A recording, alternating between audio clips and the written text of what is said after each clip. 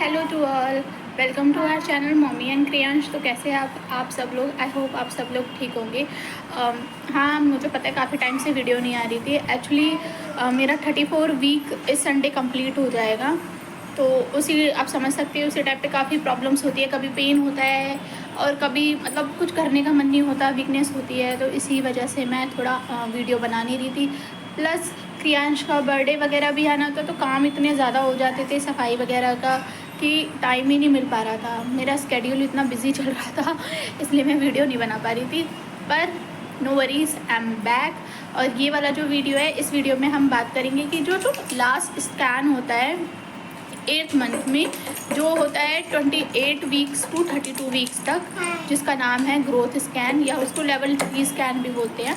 तो वो वाला स्कैन मैंने कराया। उस स्कैन में मेरी क्या रिपोर्ट्स हैं और क्या क्या चीज़ें आई हैं, तो उसके बारे में आज हम डिस्कस करेंगे।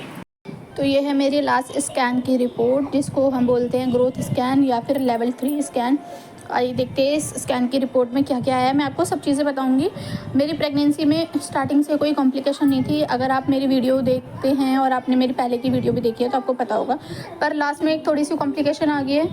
उसके लिए ज़्यादा मतलब डॉक्टर्स ने बोला है ऐसे घबराने वाली कोई बात नहीं है, सब हो जाएगा नॉर्मल। पर देखते हैं, पर थोड़ी सी अब जैसे पता लग जाए कि हाँ कोई परेशानी है, तो थोड़ी सी प्रॉब्लम तो होती है, मतलब थोड़ा स्ट्रेस तो हो जाता है।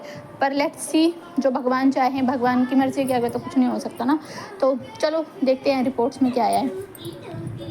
तो ये जो मेरी रिपोर्ट है आप देख सकते हैं, इसमें जो मेरी गैस्टेशनल एज है वो है 33 वीक्स।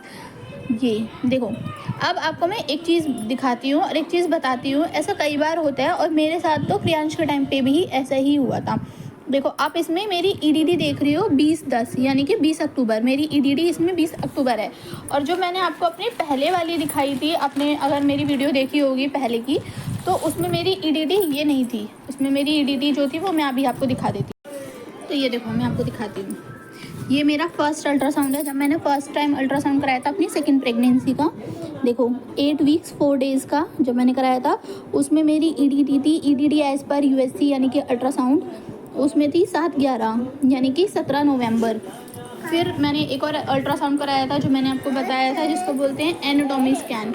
एनाटॉमी स्कैन मैंने कराया था, तो उसमें जो मेरी ईडीडी थी वो फिर से चेंज हुई थी और वो हो गई थी, देखो 12/11 हो गई थी। और इसमें भी देखो मेरी गैस्टेशनल एज थी तब 20 वीक्स यानी कि 5वें महीने के आसपास मैंने कराया था। ये तब चेंज हुई थी और ये सेकंड बेबी वाली ही दिखा रही हूँ मैं। और अब जो मैंने कराया है, जो लास्ट स्कैन जिसको बोलते हैं यानी कि ग्रोथ स्कैन, इसमें आप देख रहे हो ईडीडी क्या हुई है 20/10 यानी कि जो बेबी है उसने अप्रॉक्स 1 मंथ अपनी ग्रोथ आगे बढ़ा ली है। यानी कि खुद से ही, कई बार ऐसा होता है कि बच्चे की ग्रोथ अच्छी होती है तो वो वूम में ही अपनी ग्रोथ खींच लेते हैं, तो आपकी डिलीवरी टाइम से पहले हो जाती है।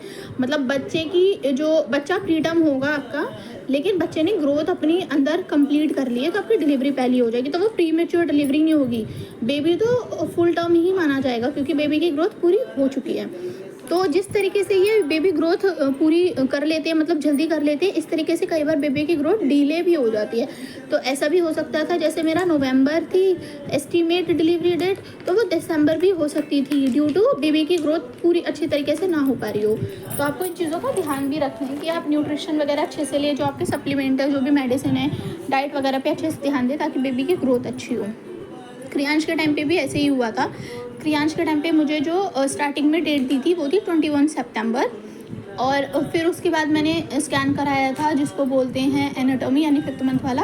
उस पर फिर क्रियांश की जो थी एस्टिमेटेड ड्यू डेट वो हो गई थी 14 सितंबर। और फिर लास्ट वाले स्कैन में, जिसको ग्रोथ स्कैन बोलते हैं, उसमें क्रियांश के टाइम पे मेरी एस्टिमेट ड्यू डेट हो गई थी 7 सितंबर, लेकिन क्रियांश का बर्थ हुआ था 4 सितंबर को। तो ऐसा होता है और इस बार भी ऐसा ही हुआ है, पर इस बार कुछ ज़्यादा ही हो गया, मतलब पूरे 1 मंथ ग्रोथ आगे कर ली। पर चलो जो भी अच्छा ही है, मेरा तो 1 महीना कम हो गया ना, 1 महीना कम रखना पड़ेगा बेबी को अपने अंदर। पर चलो ठीक है, कुछ भी हो, बस बेबी अच्छे से मतलब मैच्योर हो जाना चाहिए, फुल टर्म बेबी होना चाहिए। क्योंकि फिर प्रीमेच्योर डिलीवरी होती है ना, तो बेबी को सांस लेने में प्रॉब्लम होती है। उनके लंग्स जो होते हैं ना वो सबसे बाद में मैच्योर होना स्टार्ट होते हैं। तो बच्चों को ब्रीदिंग प्रॉब्लम बहुत हो जाती है। तो अभी इसके हिसाब से 1 सितंबर को मैंने कराया था, अपडेट देख सकते हो 1 सितंबर 2025। इस टाइम पे जो मेरी गेस्टेशनल एज है वो है 33 वीक्स 1 डे। और अगर ये ग्रोथ इतनी ना होती, अगर नॉर्मल चल रही होती, तो इस टाइम पे मेरा 29 वीक चल रहा होता। तो ठीक है, ये हुआ हमारा कि बेबी की ग्रोथ अच्छी है। अब कॉम्प्लिकेशन जो मैंने बताई थी वो मैं आपको बता देती हूँ, पर पहले हम देख लेते हैं जो लिक्वर हो, जो ये लिखा है लिक्वर इज़ एडिक्वेट, ये एमनियोटिक फ्लूइड के बारे में बात कर रहे हैं, यानी कि जो पानी जो बोलते हैं वो इस टाइम पे अभी एडिक्वेट है। अब आप देखो ये दिखा रहा है कि अम्बिलिकल कॉर्ड शो 3 वेसल, तो उसमें 3 वेसल भी हैं। अब जो प्रॉब्लम है, जो कॉम्प्लिकेशन है वो है ये cord is seen around the neck. तो जो बेबी है मेरा, इसके गले में नाल फंसी हुई है और 2 लूप हैं, एक भी नहीं है 2 लूप है। अब मैंने डॉक्टर से इस बारे में पूछा तो डॉक्टर ने बोला था कि कोई घबराने वाली बात नहीं है, ये बेबी अभी तो आपके पास टाइम है, बेबी मूव करता है और आप मूवमेंट करोगे ना तो ये निकल जाएगी, ऐसा उन्होंने बोला है। ये निकल जाती है, कोई ज़्यादा घबराने वाली बात नहीं है। लूप वैसे टाइट नहीं है, लूज ही है, पर यार लूप तो फंसी हुई है ना, तो थोड़ा डर तो लगता है कि नॉर्मल डिलीवरी में प्रॉब्लम आएगी, क्या होगा क्या नहीं होगा। क्रियांश के टाइम पे तो ऐसा कुछ नहीं था, लूप वगैरह कुछ नहीं थी, सब क्लियर था। लेकिन इस टाइम पे लूप है, पर ऐसा बोल रहे हैं कि डिलीवरी हो जाती है, और मैंने कई डॉक्टर से भी कंसल्ट किया है तो वो भी बोल रहे थे कि नॉर्मल डिलीवरी हो जाती है। प्लस मेरा मेरा जो रूटीन चेकअप है वो गवर्नमेंट हॉस्पिटल से चल रहा है, मतलब ब्लड टेस्ट और दवाइयाँ वगैरह जो है वो मैं गवर्नमेंट हॉस्पिटल की खा रही हूँ। पर ये जो अल्ट्रासाउंड जो होते हैं ये मैं प्राइवेट करा के आती हूँ, और रिपोर्ट भी मैं प्राइवेट कंसल्ट करा के आती हूँ, क्योंकि गवर्नमेंट हॉस्पिटल में ना अल्ट्रासाउंड के लिए यार काफ़ी वेट करा देते हैं, और होता है नहीं होता है पता नहीं लगता, तो इसलिए मैं अल्ट्रासाउंड बाहर से कराती हूँ। बाकी मेरा गवर्नमेंट हॉस्पिटल में ही शुरू से ही मतलब लिस्ट में नाम है, सब कुछ है, दवाई वगैरह मैं वहीं की लेती हूँ। तो अब क्या होता है कि गवर्नमेंट हॉस्पिटल में ना वो लोग जैसे बच्चों के गले में अगर नाल फंसी होती है ना तो वो तब भी नॉर्मल डिलीवरी कर देते हैं। उनको एक्सपीरियंस होता है यार, एक दिन में कम से कम वो 1000-2000 डिलीवरी करते हैं पर डे के हिसाब से, तो उनको एक्सपीरियंस है, वो कर देते हैं। क्रियांश के टाइम पे भी मुझे याद है, जिस टाइम पे मेरी डिलीवरी हो चुकी थी ना, मतलब मुझे नींद आ गई थी वहीं पे, तो डिलीवरी क्रियांश की हो चुकी थी और मैं लेटी थी उस बेड पे।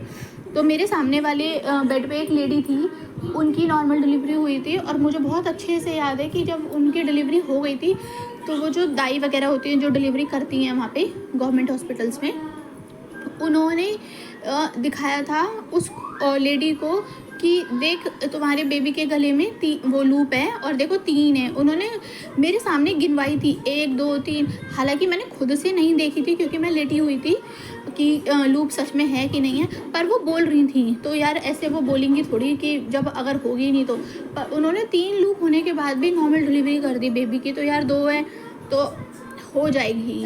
पर उससे ज़्यादा मैं ये प्रे करती हूँ कि लूप निकल जाए तो और ज़्यादा अच्छा है।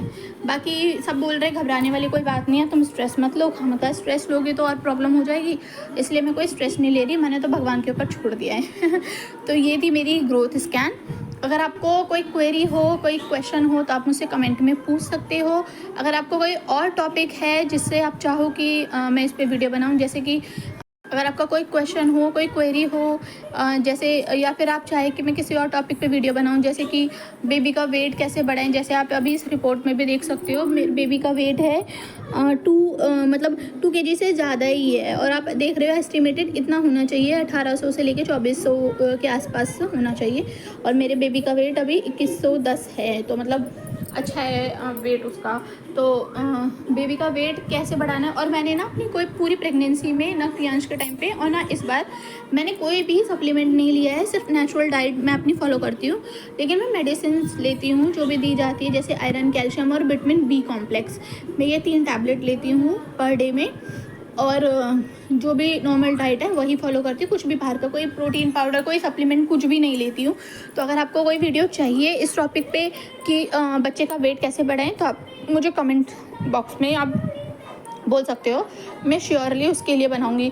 बाकी कोई भी प्रॉब्लम होती है प्रेगनेंसी रिलेटेड तो आप मुझसे कमेंट बॉक्स में पूछ सकते हैं, मुझे जो पता होगा वो मैं आपको अपने हिसाब से मतलब अच्छा ही गाइड करूँगी, जो मुझे पता होगा। जो मुझे नहीं पता होगा तो वो मैं किसी को कुछ गलत एडवाइस नहीं दूंगी। तो अगर आपको ये वीडियो अच्छी लगी हो तो प्लीज़ आप लाइक करो और हमको सब्सक्राइब करो। सो बाय बाय।